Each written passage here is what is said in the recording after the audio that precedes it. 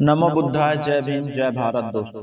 दोस्तों यदि आप हमारे चैनल पर पहली बार आए हैं तो चैनल को सब्सक्राइब कर लीजिए और वीडियो आपको पसंद आता है तो वीडियो को लाइक भी कर दिया करिए। दोस्तों, इससे हमें एक मोटिवेशन मिलती है ताकि हम आपके लिए और अधिक वीडियो बना सकें।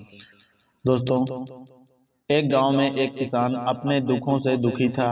किसी ने उस किसान को बताया कि तुम अपने दुखों के समाधान के लिए बुद्ध के शरण में जाओ, वो तुम्हारे सभी दुखों का समाधान कर देंगे। यह सुनकर वह बुद्ध के शरण में चला जाता है, जैसा कि हम सभी के जीवन में होता है।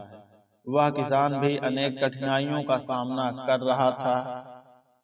उसे लगा कि बुद्ध उसे उस कठिनाई से निकाल देंगे और निकालने का कोई उपाय बता देंगे। वह बुद्ध के पास पहुंचा और उसने बुद्ध से कहा कि हे बुद्ध, मैं किसान हूँ, मुझे खेती करना पसंद है, लेकिन कभी भी वर्षा पर्याप्त नहीं होती और मेरी फसल बर्बाद हो जाती है। पिछले साल भी मेरे पास खाने को कुछ नहीं था और इस साल भी जब मैंने फसल बोई तो बहुत अधिक वर्षा हुई, जिसके कारण मेरी फसल को बहुत अधिक नुकसान पहुंचा। मेरे पास कुछ भी खाने को पर्याप्त नहीं है। बुद्ध उसकी बात शांतिपूर्वक सुनते रहे। किसान ने कहा, मैं विवाहित हूँ, मेरी पत्नी मेरा ध्यान रखती है, मैं उससे प्रेम भी बहुत करता हूँ, पर कभी कभी वह मुझे परेशान भी करती है। कभी मुझे लगता है कि मैं उससे ऊब गया हूँ। मुझे कभी कभी यह भी लगता है कि वह मेरे जीवन में ना होती तो कितना अच्छा होता। मेरे बच्चे भी हैं, वह बहुत भोले हैं, पर कभी कभी वह मेरा अवज्ञा करते हैं और कभी कभी वह मेरी बात मानते ही नहीं हैं। तब मुझे लगता है कि वह मेरे बच्चे ही नहीं हैं। किसान इस तरीके से बुद्ध को अपनी जीवन की सभी कठिनाइयों को बताता जा रहा था। बुद्ध उसकी सभी बातों को सुनते गए और उसकी सभी बातें खत्म हो गईं, परंतु बुद्ध ने उसे कुछ भी उत्तर नहीं दिया। वह शांत होकर बैठ गया, लेकिन बुद्ध ने उसे कुछ भी नहीं बोला। बुद्ध ने उसकी बात पर कोई ध्यान नहीं दिया। किसान ने बुद्ध से पुनः कहा कि मैं आपके पास आया हूँ, क्या आप मेरी समस्या का समाधान करेंगे? बुद्ध ने कहा, मैं तुम्हारी कोई समस्या का समाधान नहीं कर सकता। किसान ने आश्चर्यचकित होकर कहा कि ये क्या कह रहे हैं आप? सभी कहते हैं कि आप सबके दुखों का निवारण करते हैं, क्या आप मेरे दुखों का निवारण नहीं करेंगे? इसलिए कि मैं एक गरीब किसान हूँ। बुद्ध ने कहा, सबके जीवन में कठिनाइयां हैं, तुम्हारे जीवन में कोई नई कठिनाई नहीं है। ये कठिनाइयां तो सभी के जीवन में आती जाती रहती हैं। कभी मनुष्य सुखी होता है, कभी दुखी होता है। कभी मनुष्य सुखी होता है और कभी दुखी होता है। कभी मनुष्य को पराये अपने लगते हैं और कभी अपने पराये लगते हैं। ये जीवन चक्र है, इससे कोई नहीं निकल सकता। वास्तविकता यह है कि ये सभी कठिनाइयां ही जीवन चलने का एक आधार होती हैं। कभी तुम उनको छोड़कर चले जाओगे, कभी वह आपको छोड़कर चले जाएंगे। ये अनंत काल से चलता जा रहा है और अनंत काल तक चलता रहेगा। इन समस्याओं का कोई समाधान नहीं है। यह सुनकर किसान क्रोधित हो गया और उसने बुद्ध से कहा कि लोग कहते हैं कि तुम सबका समाधान करते हो और आप महात्मा हो। मैं यहाँ इस आस से आया था कि आप मेरी सहायता करेंगे।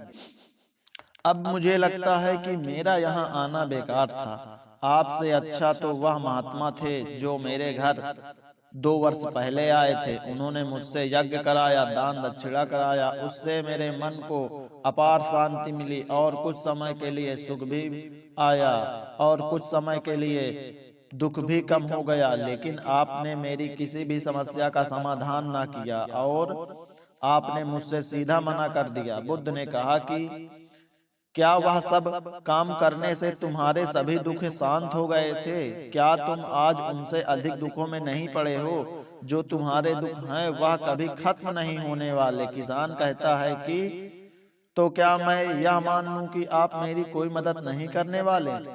और आप मेरी कोई समस्या का समाधान नहीं करने वाले हैं। यदि आप इतनी छोटी छोटी समस्याओं का समाधान नहीं कर सकते तो ये शिक्षा किस काम की। तब बुद्ध ने कहा कि मैं तुम्हारी इन सब समस्याओं का समाधान नहीं कर सकता, पर मैं तुम्हारी एक समस्या का समाधान कर सकता हूँ। तब किसान ने कहा कि वह एक समस्या कौन सी है बुद्ध?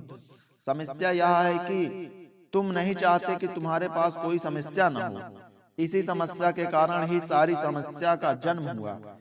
अगर तुम इस बात को सुनिश्चित कर लो कि जीवन में ये सारी समस्याएं होती ही हैं, या अगर तुम इन सभी बातों को स्वीकार कर लो कि जीवन में ये सारी समस्याएं होती ही हैं,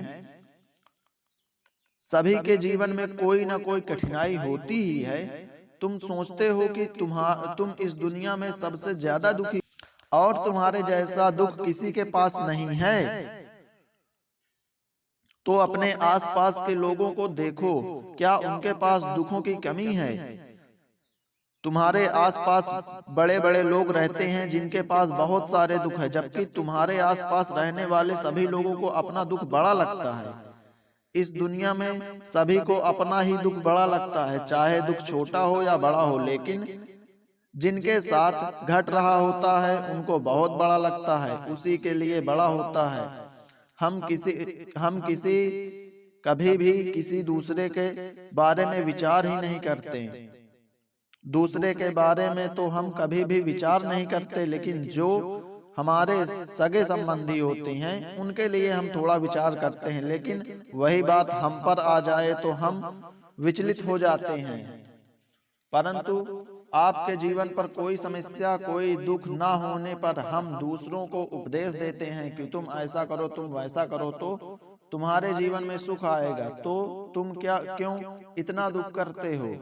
दुख आता है और जाता है, लेकिन जब यही घटना हमारे जीवन में घटती है तो हमें ये बातें समझ में आती हैं कि सिर्फ अपने दुख से दुखी नहीं रहते हैं। यह तो वह हद समस्या का तुम चाहते हो कि तुम्हारे पास कोई दुख ना हो, तुम्हारे जीवन में कोई समस्या ना हो। यदि तुम्हारी समस्या का असली जड़ है, यही तुम्हारी समस्या का असली जड़ है। अगर तुम यही सोचते रह जाओगे कि तुम्हारे पास कोई समस्या ही नहीं होगी, तो तुम्हारे पास समस्याएं तो रहेंगी ही रहेंगी। जीवन का चक्र का मूल उद्देश्य ही होता है समस्या। अगर तुम पूरे ध्यान पूर्वक देखोगे तो तुम समझोगे कि तुम्हारा जीवन सुखों और दुखों से भरा पड़ा है। इसको तुम कभी नहीं बदल सकते हो, और अगर तुम ये चाहते हो कि तुम्हारे जीवन सदैव सुखी रहे तो तुम सुखी ही नहीं रह सकते हो। जीवन चक्र का चलने का उद्देश्य है कि सुख और दुख दोनों आते जाते रहेंगे। यह कभी भी समझना में नहीं आएगा। और अगर तुम यह चाहते हो कि तुम्हारा जीवन दुखों से भरा हो तो यह भी कभी नहीं हो सकता। पर अगर तुम यह चाहते हो कि सुख दुख दोनों से ऊपर उठ सको तो यह संभव है। अगर तुम सुख दुख दोनों से ऊपर उठने का प्रयास करोगे तो यह संभव है।